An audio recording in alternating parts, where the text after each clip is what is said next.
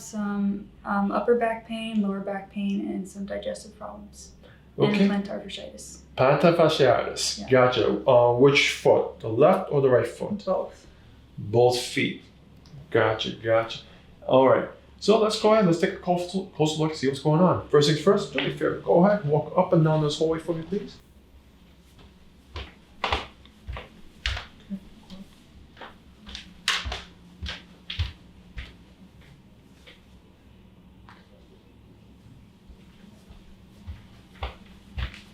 Got it. Put your hands on mine. Go ahead, march in place. Knee up to waist level. A little higher.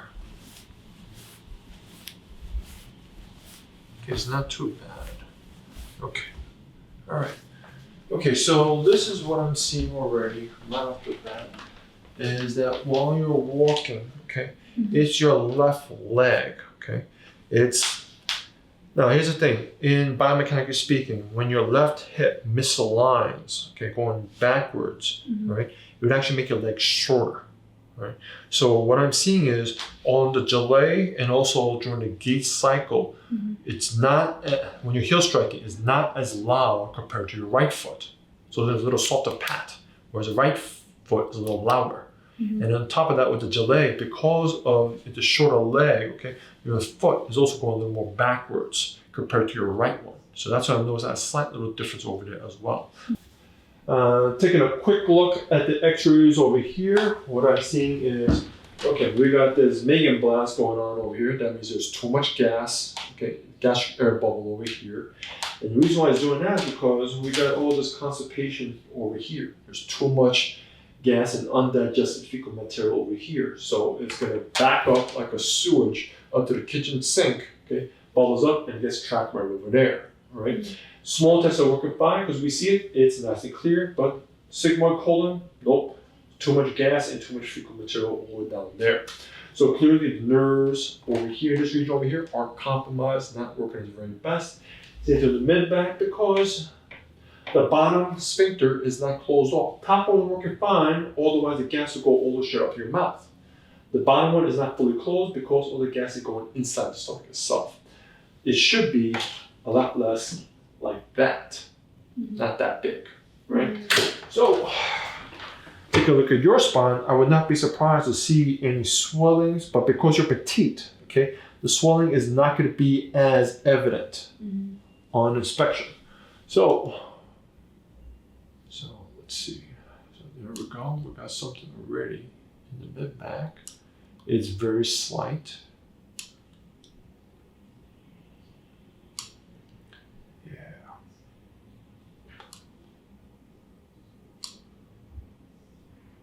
Right. Just normal.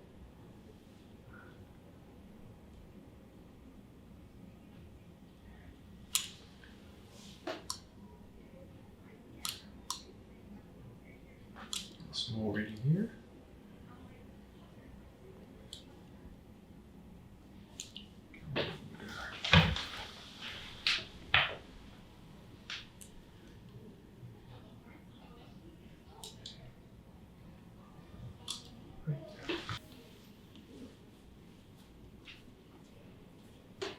Pain right here?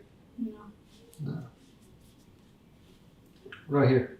No. Not too bad.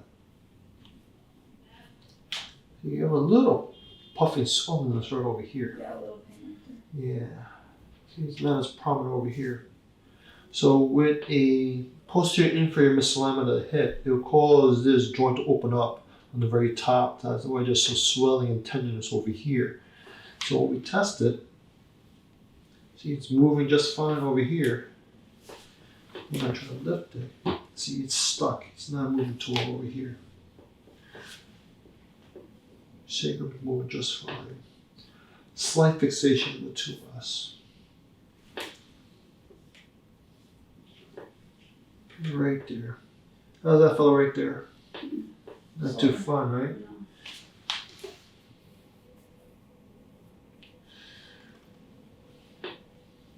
Okay, see, this is like a brick wall here. This Yeah, ain't it's very moving. tight. No. No, that ain't moving.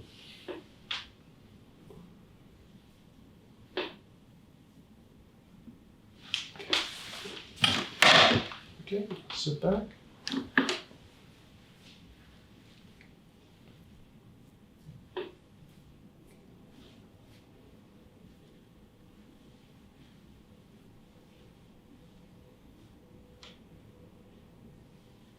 Right there. How's that feel right there? Yeah, that's a little. Yeah, that's 6 cervical. That's not fun. All right. The clear part is the puffy part. You're saying it should be straight. No, it's like the small intestines. It should be clear like this. I don't want to see any air bubbles in there. Mm-hmm. I don't want to see any air bubbles down here either. But no, it's present. Mm. No, but like how this is clear and this isn't. Is that what you're talking about? So this is on a stomach gas. See this patient? Mm-hmm. Okay. Yeah. Very, very small. Yours is much bigger. Oh, I see it. Oh, wow. Yeah. Yeah, it shouldn't be like that size. No.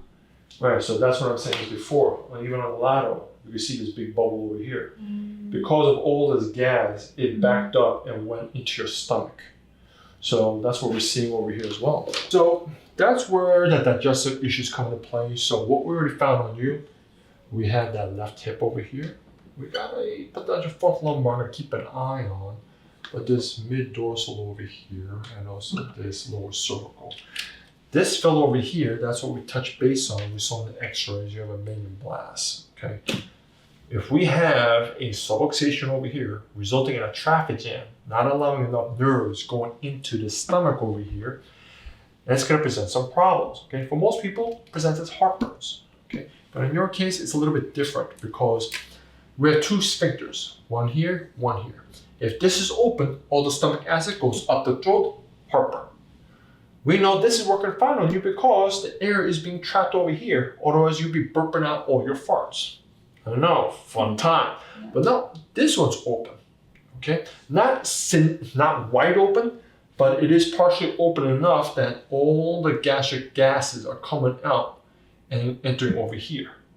By restoring that nerve function here, we're gonna start closing this off, all right? In addition to, by restoring that nerve function over here, it also impacts large intestines, okay? Again, I'll keep that in mind. The left hip can also have an influence to that fourth lumbar nerve as well, right? That's what the story is gonna be. What I'm seeing here on the left side over here, we can see your hip is clearly tilted this direction, all right? We don't want that. So now, the other thing is this, what is good is this line over here, that's smack in the middle. Good. So we don't see any rotation to the left or to the right, that kind of thing. Perfectly fine. Okay. Now, but because it's sunk this way, that also confirms what we were talking about before. Your hip, it went posterior and inferiorwards. So when it tilts backwards like this, it causes your femur headline to sink down this way as well. So by addressing this, it's going to move it up, and also it's going to re-level this because right now your whole entire rest of your spine, okay, this minor little scoliosis is coming from that left hip alone. Okay, so by addressing this, it's going to take a lot of this kink out, and because this one, that's what happened to it. The whole entire spine, it went like this. So this fellow over here, tripped like a circuit breaker, start irritating the nerve to that stomach and gastric sphincter over here. This one also twisted up, went all the way up to here, and that's what's irritating your cervical nerve, causing that neck pain. Real story is, no, let's address this, and also we'll take a look at your feet and plantar fasciitis afterwards.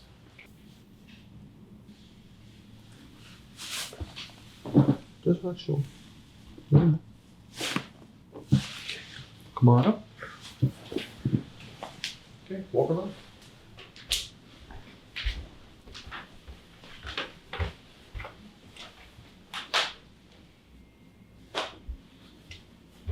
Tell me, what's different? It feels different. Different in what way? Here, come a little closer. I'm not sure. Like it feels like. Just stop right there. Okay, so go on. Oh, it just feels like I don't know, like I'm walking straighter or something. Like, I don't know, like evenly. Like it feels more even. Yeah, as I don't know if the viewer can hear it too, your feet, okay, the sound, you're not like thumping a little louder on the right. It's more symmetrical.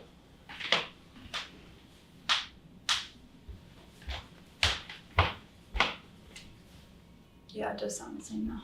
Yeah, sound the same, right? Mm-hmm. Okay. Another thing, tell me, how's bloating and gas feeling right now? It feels lighter, How much lighter would you say? like a good amount lighter. Right? Again, because we unkinked your spine and took a lot of the scoliosis out, so it's taking a lot of pressure off your nerve for your belly over there. Just double check it. See that right there? It took a lot of it off. Feels much better. But here's the thing. That's true. Even though it feels less tight. So for going posterior, P to A and the rotation, it feels fine. But when we saw lifted, I to S, you still have that inferiority in there. So no, we still need to address this one. Back shoulders. There we go. There we go. Little more. How's the gas and bloating now? It feels much better, like much lighter. I feel like my back was super tight and now it's like more like loose and open. Nice. No.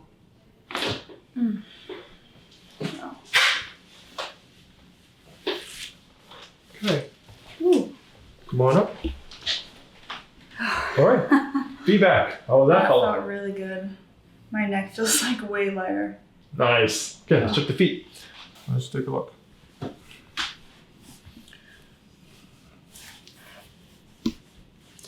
Okay, I'll work on this towels first. Let it go. A little more and no, you gotta relax. Relax a little more.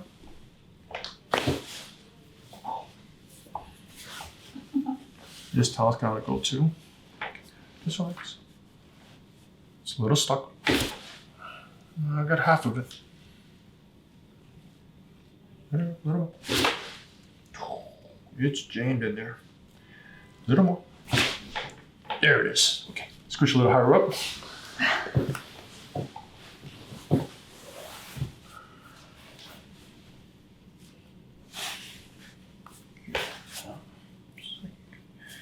That's out too. That's out too. That's fine.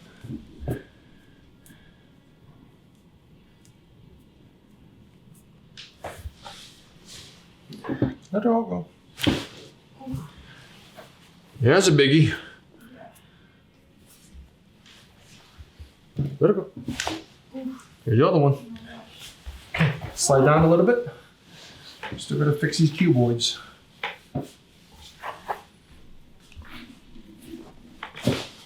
A little more. There it is. Here's that one. Okay, come on up. Ooh. Okay, go ahead. Walk around. See if you like them. Oh, that feels so much better. Like way different. I feel like my ankles were so tight. Way better. How does it look when I walk?